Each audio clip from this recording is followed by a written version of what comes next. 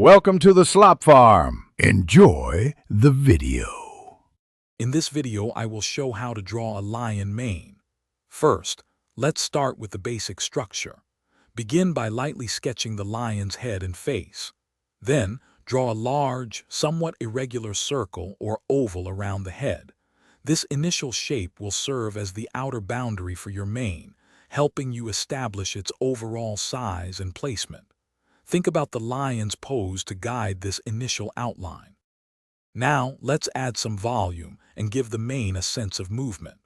Start by dividing the large outline into several broader, flowing sections.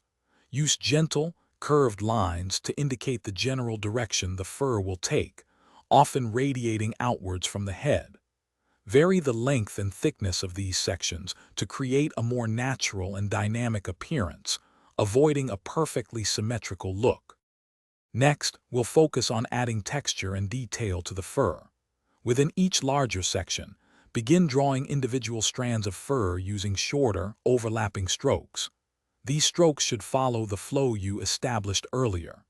Introduce darker lines in areas where the fur overlaps or where shadows would naturally fall, which helps to create a sense of depth and makes the mane look fuller.